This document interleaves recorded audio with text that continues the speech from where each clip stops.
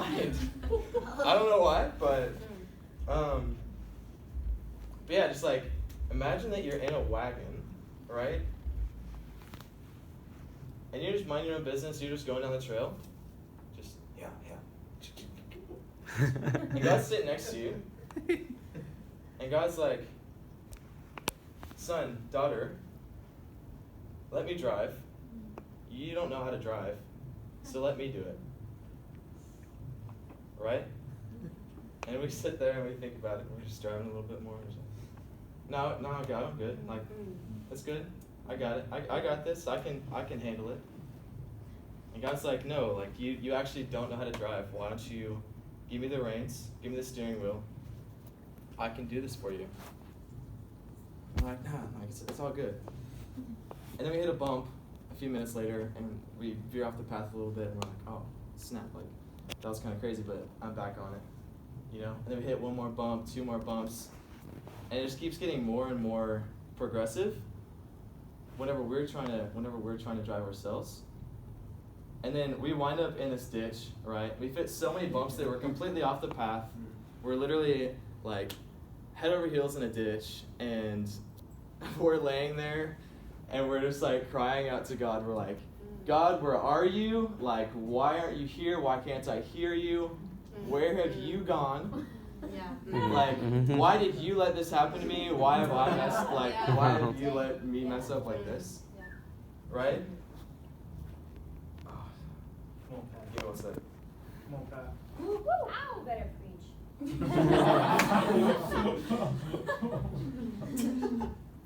Fire. Fire. He's like, fire, glory, nations. Very good. Very good. Very good. Yes, we're like, God, I can't see you. I can't hear you. Where'd you go? Like, why did you leave me? Yeah. Why did you let this happen to me? And you're like, God, help. And God, literally, who was standing there the whole time, we just didn't look at him. Whenever he was standing next to us, he was actually there the whole time. We just didn't see him.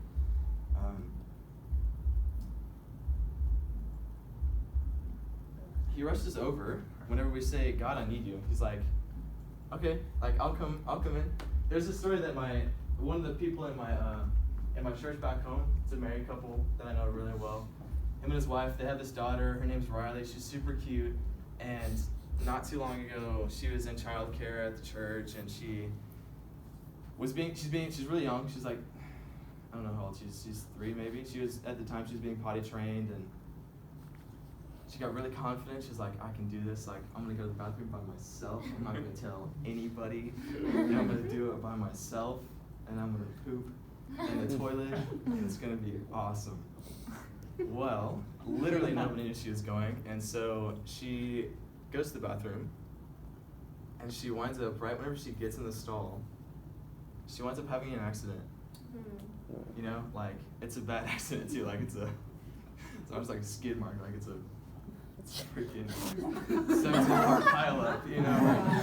Like, do you, like, poop on the walls? Like, there's mess all over her. There's mess on the floor. Aww. And she's sitting there, and she's screaming, and she's crying, and she's screaming out for mommy, daddy. She doesn't know who else to cry out for, so she just screams, mommy, daddy. They don't even know how long she was in there.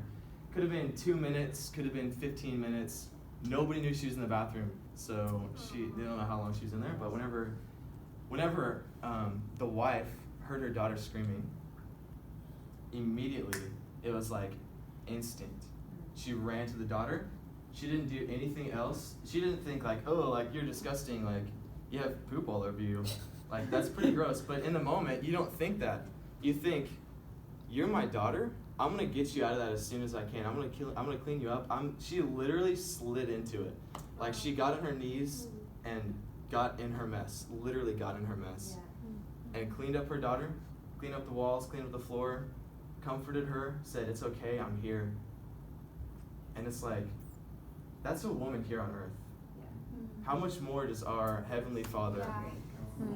Like, we're thinking, oh, like, I have this addiction, or I can't stop doing this, or God, I can't stop being mad at people, or I can't control my temper, or I get frustrated at this, or I'm always sad, or whatever it is, I don't have joy, God. And you're like, well, I'm a mess. God doesn't want to come into my mess.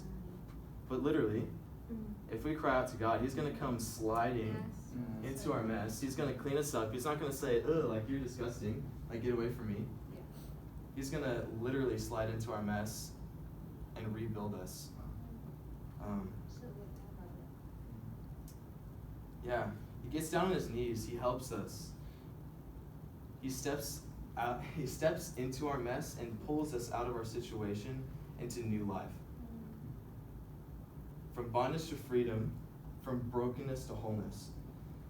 But God is standing there, and it's lesson time, right? Whenever we're in the ditch, afterwards we're like, God, why'd you hurt me? Like, why'd you let this happen? And God's standing there, and He's like, all right, like, I cleaned you up, like, you're out of the ditch, like, I covered your bruises, whatever. Now it's lesson time. And He's like, this is what God says to us. He's standing there, and He's like, Patrick, son, daughter. He said, I told you to let me drive. I told you. Like, I let you know that you can't do it. You know? Why did you still fight me? Why are you still holding on to the reins? Why are you still not letting me have the steering wheel? Because I let you know that you can't drive. You're not in control. You know, you don't know how. I'm the only one who knows how. And so, I mean, He picks us up out of our mess, but He's like, next time, let me drive. You know, because I can do this. I can take you where you need to go. I know where you need to go more than you do. That's part of the reason why we can't drive is because we don't know our destination in this life. Yeah. Mm-hmm. Only God knows it. So why would we drive whenever we don't even know the destination that God has called us to? Mm-hmm. And it's like, you know, that's why I say we have trust issues, is because how often do we sit there and try and hold on to the steering wheel, try and hold on to the reins, and say, God, I can drive, whenever we don't even know where we're going.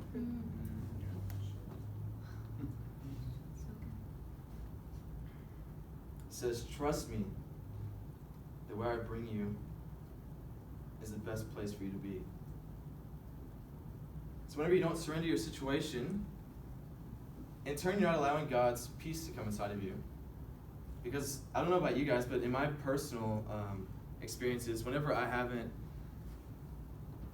even now, like whenever I don't, what's going through my life, whenever I don't give that completely over to God, I'm trying to do everything on my own. I'm not trusting God to do it Himself. I'm not sure, is that my timeline? Yeah. Sick. I'm not trusting God to bring me where He wants me to go, and so I try and do everything on my own. I don't even try and go one step at a time. I try and do all the 15 steps all at once, Mm-hmm. and I overwhelm myself, Yeah. and then I wind up broken in a ditch, Mm-hmm. and I'm like, God, where are you? Yeah. Like, why did you not save me from this? Mm-hmm. And God's standing there. He's like, son, like, what the heck? Like, I can drive. Like, just let me drive. You just got to offer it up to me. Like, the more you take your hands off the reins, the more you take your hands off the steering wheel, the more He can put His hands on the steering wheel. Mm-hmm. Yeah. So in your situation, whenever you're like, ugh, this is so overwhelming, like, I don't get this, just literally just surrender it all. Right. And if that is the most freeing thing in the entire world. Because you could be going through the hardest situation, and whenever you surrender everything that you have to the Lord, it's like, wow, I actually don't have anything to worry about, and it's just hurting me to worry, because I can't control it anyways, so why sit here and worry about something that I'm not in control of anyways?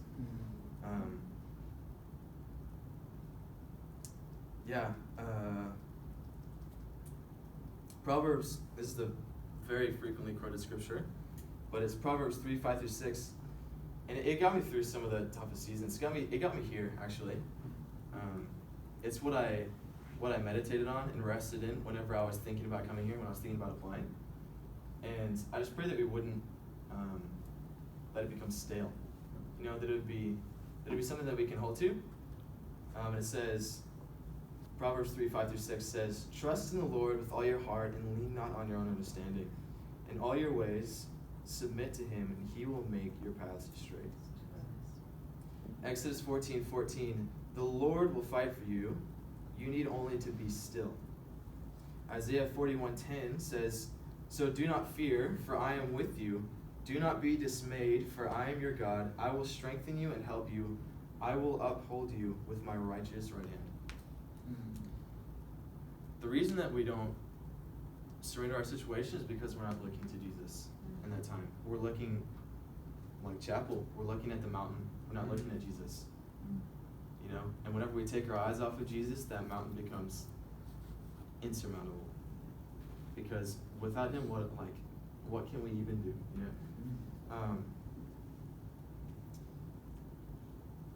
So yeah, that's what I wanted to come to challenge you with, is that what is the situation in your life currently that you're freaked out over, you're worried about it, you're anxious, you don't know what to do about it, you maybe are struggling with some kind of relationship that's out of your control. I don't know. Is anybody in that boat with me? Anybody have any kind of situation where they're like, I don't know what to do? Yeah, thank you. The only thing that we can do, and the only thing that really matters to do, is to look to Jesus and surrender our situation. You know, because if we're not in control anyways, what does it matter to worry? All it's doing is hurting us. It's actually putting us in a position to not be able to influence the people around us in a positive way.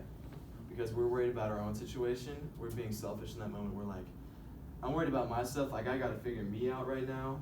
That's saying, you saying I got to figure me out before I can help you is saying I'm actually selfish and I'm not going to trust God to take care of my situation. And I'm going to put you on the side, friend, family, father, mother, whoever it is. And I'm just gonna figure myself out, even though I can't actually figure it out. And I'm not going to help you.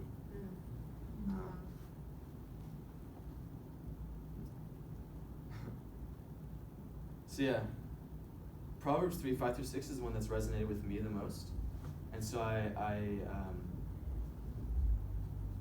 figured I'd leave you with that. Proverbs 3:5-6. So I'll read it again in a second here, but I honestly didn't plan out this last part, so it's gonna be sick. I don't know, maybe we could sing something. I don't know. So, trust in the Lord with all your heart, not with part of it. And lean not on your own understanding, but in all your ways submit to him, and he will make your paths straight.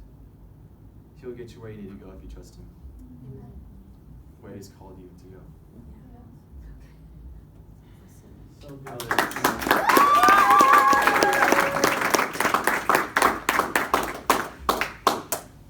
Pray us out. Yes, do it, Alex. One more applause for Patrick. Yeah.